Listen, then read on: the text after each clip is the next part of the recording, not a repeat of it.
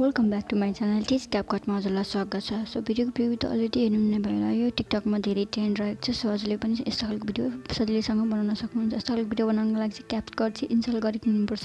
हजुरले प्ले स्टोरबाट सजिलैसँग इन्स्टल गर्न सक्नुहुन्छ। इन्स्टल गरिसकेपछि चाहिँ हजुरले क्यापकटमा क्लिक गर्नुहोला। हजुरले स्टेप बाई स्टेप सिकाउने छु। हजुरले स्किप नगरिकन हेर्नुहोला। कृपया स्किप गर्नुभयो भने हजुरले बुझ्नु हुँदैन, त्यसैले स्किप नगरिकन हेर्नुहोला।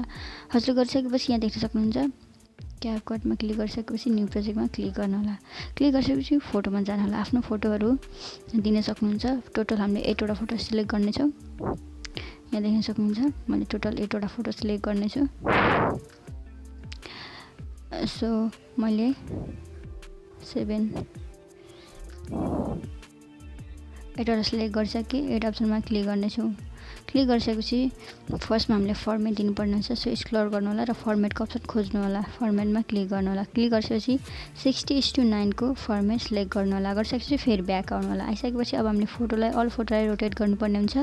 सो स्टेप बाई स्टेप हेर्नु होला र यो इन्डिङले चाहिँ सिलेक्ट गरेर डिलिटको अप्सनमा क्लिक गरेर डिलिट गरिदिनु होला। गरिदिइसकेपछि अब स्टार्टेड पोजिसनमा आउनु होला।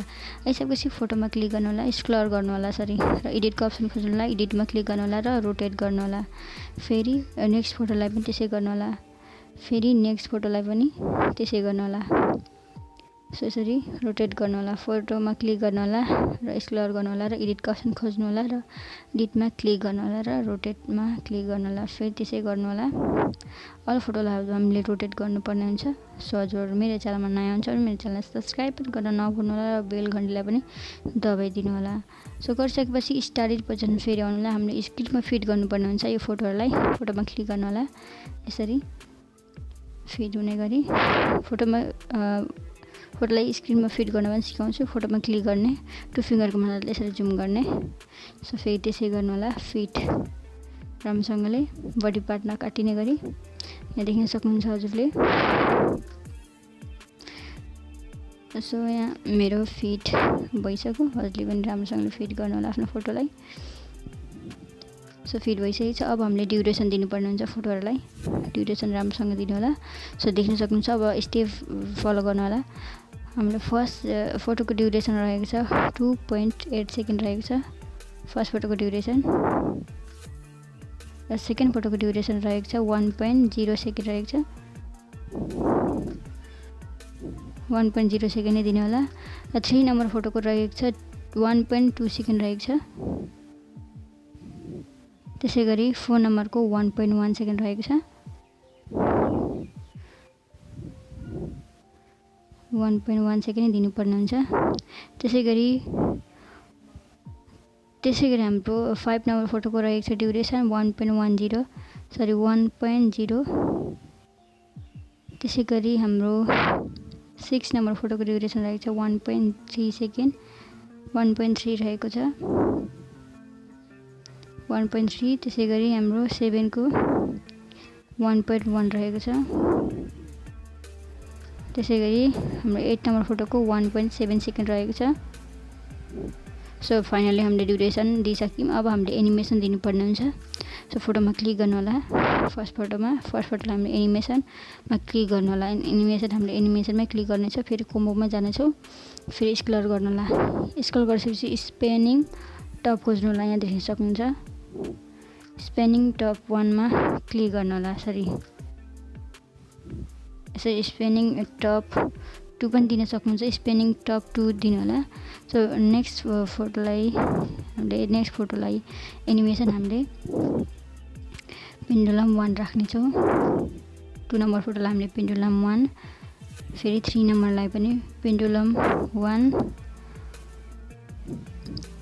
4 लाई पनि पेन्डुलम 1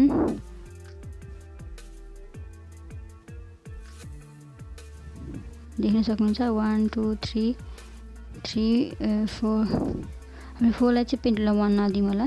यसलाई चाहिँ ओभल भन्ने एनिमेसन दिनुपर्ने हुन्छ। राम्रो दिन्छ। सो अनि हामीले 5 नम्बर फोटोलाई पनि पेन्डुलम 1 दिनु। त्यसै गरी 6 लाई पनि पेन्डुलम 1 एनिमेसनै दिउँ। 7 लाई पनि पेन्डुलम 1 र 8 लाई पनि पेन्डुलम 1। दिइसकेपछि राइट गर्नु होला। गरिसकेपछि अब हामीले यहाँ देख्न सक्नुहुन्छ अब हामीले इफेक्ट एड गर्नेछौँ। सो स्टाइलिड पोजिसनमा आउनु होला र इफेक्ट्समा क्लिक गर्नु होला, फेरि भिडियो इफेक्ट्समा क्लिक गर्नु होला र बिलिङ पार्टी D3D मोडमा जानु होला। सिधै गइसकेपछि यहाँ मेटियरको इफेक्ट रहेको हुन्छ, खोज्नु होला हजुरको आफ्नो फोनमा। सो यहाँ देख्न सक्नुहुन्छ। सो राइट गरिदिनु होला। गरिदिइसकेपछि फेरि यसलाई सेट गर्नेछ यसरी, फेरि यसलाई नै कपी गर्नु होला, फेरि यसलाई बक्समा सेट गर्नु होला, माथिको बक्समा फेरि यसलाई कपी गर्नु होला र फेरि यसलाई सेट गर्नु होला र फेरि यसलाई कपी गर्नु होला, फेरि यसलाई सेट गर्नु होला, यसरी कपी गर्नु होला, ट्रिम गर्दै सेट गर्नु होला, फेरि कपी गर्नु, फेरि ट्रिम गर्दै सेट गर्नु होला, फेरि कपी गर्नु होला, फेरि ट्रिम गर्दै सेट गर्नु होला, फेरि कपी गर्नु होला र ट्रिम गर्दै सेट गर्नु होला। अब हामीले यसलाई एक्सपोर्ट गर्नुपर्ने हुन्छ। यहाँ देख्न सक्नुहुन्छ हाम्रो एकदम तयार भएको छ हाम्रो यो ड्युरेसनवाला भिडियो। सो गरिसकेपछि अब हामीले एक्सपोर्ट गर्नुपर्ने हुन्छ, फेरि हामीले इम्पोर्ट गर्नुपर्ने हुन्छ। ध्यान दिएर सुन्नु होला। सो माथि एरोको अप्सनमा क्लिक गर्नु होला। क्लिक गरिसकेपछि अब देख्न सक्नुहुन्छ यस्तो खालको इन्टरफेस यसरी एक्सपोर्ट हुनेछ। सो मेरो च्यानलमा नयाँ हुनुहुन्छ मेरो च्यानललाई सब्सक्राइब गर्न पनि नभुल्नु होला। फेरि हामीले इम्पोर्ट गर्नुपर्ने हुन्छ यसलाई। हामीले ध्यान दिएर हेर्नु होला, स्किप नगरिकन। गरिसकेपछि फेरि डनमा क्लिक गर्नु होला। क्लिक गरिसकेपछि फेरि न्यू प्रोजेक्टमै क्लिक गर्नु होला।